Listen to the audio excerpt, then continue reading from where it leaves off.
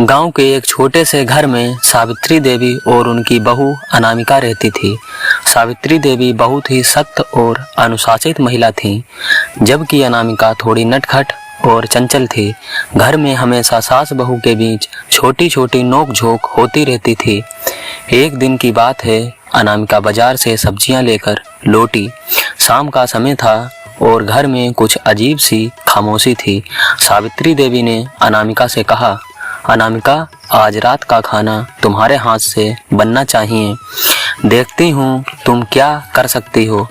अनामिका थोड़ी डरी, लेकिन उसने हिम्मत जुटाई और रसोई में हाथ आजमाने बैठ गई। रात के 10 बजे जब घर के सभी लोग सोने चले गए, अनामिका ने चुपचाप रसोई में जाकर कुछ नया बनाने की सोची। उसने कढ़ाई में तड़का लगाना शुरू किया और धीरे धीरे सब्जियों को भूनने लगी। तभी अचानक रसोई में बिजली चली गई। अंधेरे में अनामिका डर गई, लेकिन उसने हिम्मत नहीं हारी। उसने अपने मोबाइल की फ्लैश लाइट जलाकर रसोई का काम जारी रखा।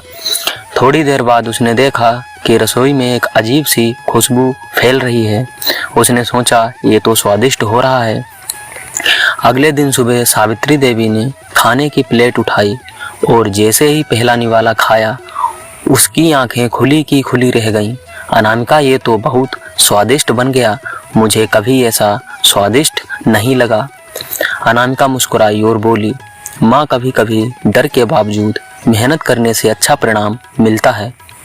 सावित्री देवी ने केवल उसकी तारीफ की, बल्कि अनामिका की मेहनत और साहस की सराहना भी की। उस दिन के बाद सास और बहू के बीच का रिश्ता और मजबूत हो गया। अनामिका ने सीखा कि कोई भी काम डर के बिना दिल से करने पर ही सफलता मिलती है, और सावित्री देवी ने सीखा कि थोड़ा धैर्य और प्रोत्साहन देने से रिश्ते मधुर बनते हैं। और इस तरह रात की रसोई ने न केवल घर में स्वादिष्ट खाना बनाया, बल्कि सास और बहू के रिश्ते को मीठा बना दिया। इस कहानी से हमें यह सीख मिलती है, डर के बावजूद मेहनत करना और नए प्रयोग करना हमेशा फलदायक होता है, और रिश्ते में धैर्य और प्रोत्साहन बहुत जरूरी है।